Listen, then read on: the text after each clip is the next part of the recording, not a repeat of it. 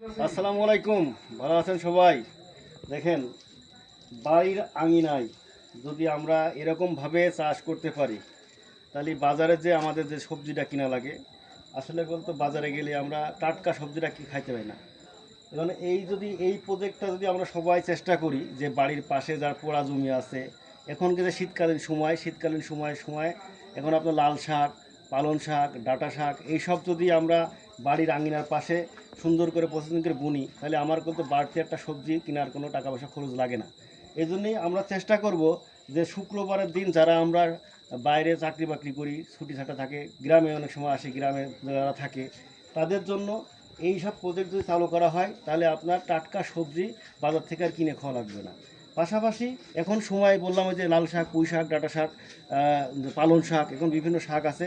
অল্প একটু জমিতে আপনারা খুঁজে অল্প অল্প করবেন, দেখবেন ইনশাল্লাহ আপনার এই সবজি থেকে টাটকা একটা সবজি খেতে পারবেন এবং পরিবারের সবাই একটা কীটনাশক মুক্ত একটা সবজি খাবেন। যাই হোক, আমি এই জন্যই বলবো এই প্রজেক্টটা চালু করবেন, মোটামুটি আপনারা সবাই ইনশাল্লাহ এটা সুবিধাই পাবেন এবং এই ফসলটা খেলে আপনার কোনো ক্ষতিকর কোনো ইফেক্ট নাই। যাক, ধন্যবাদ জানাচ্ছি। আসসালামু আলাইকুম। শুক্রবার বিশেষ করে এই কাজগুলো করবেন যাদের সময় থাকে। আসসালামু আলাইকুম।